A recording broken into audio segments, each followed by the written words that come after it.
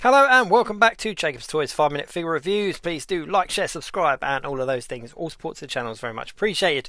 In this video we are taking a look at the Build-A-Figure Sauron from the Diamond Select Lord of the Rings series of figures. Now I've had a look at all of the figures individually on my channel, so you can check out all of the figures that each Build-A-Figure piece came with. And I did say that I'd look at the Build-A-Figure separately in a different video because it deserves a video on its own. Let's be perfectly honest with you. It's going to be such a huge and dominating figure.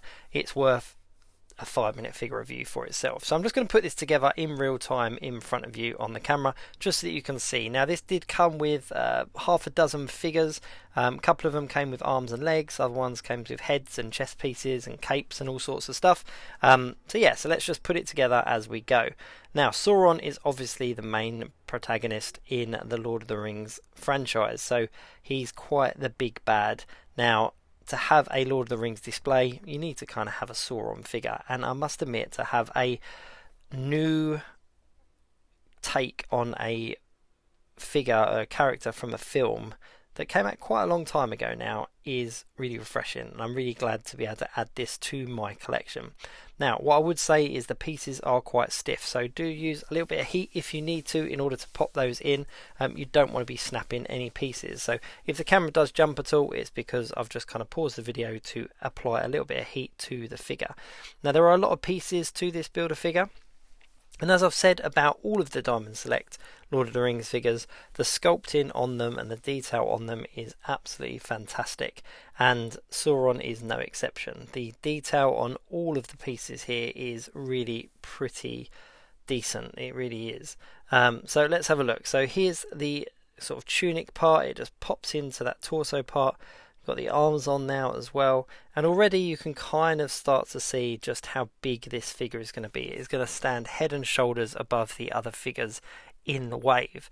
Now I'm trying to think who the next biggest figure is. I think it probably would be Gandalf because of his hat, and Sauron's going to stand head and shoulders above him without a doubt.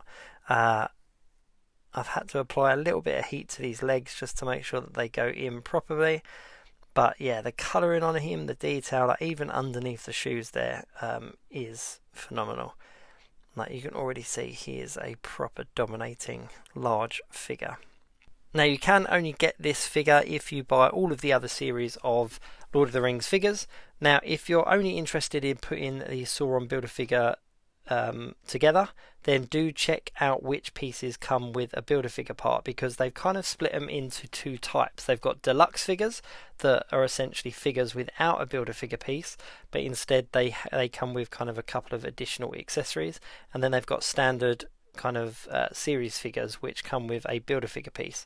I think the most pieces that came with a figure was with the Nazgul. You got the skirt and a couple of weapons, and then a couple of the figures like Legolas came with an arm and a leg. Gimli came with the head.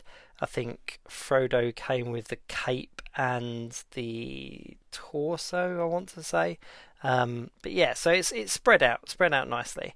Now even the cape, it's soft goods obviously, which is a little bit different because none of the other figures in the wave or the series have soft goods. They are all kind of plastic sculpted tunics and capes and robes and stuff. So to have a soft goods cape on Sauron is a little bit different to the rest of the figures in the particular series, but it looks good. It's a decent kind of weathered cape. It looks good on him.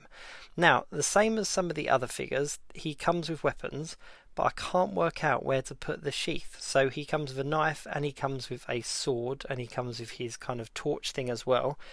He doesn't come with any additional hands, so you've kind of got to hold him in a little bit of a position like this in order to hold two weapons at once, and I can't work out how to put the sheaths onto the figure, so I'm going to have a little bit of a Google and see if there's actually a trick or a technique to attaching the sheath to the figure, because it's a shame to have the sword in his hand but not the sheath on his belt.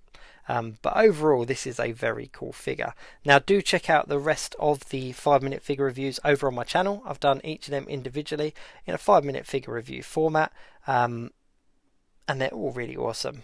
I must admit they really are awesome. But this is the piece de la resistance. This is the best part of the whole series, to have that huge dominating Sauron figure.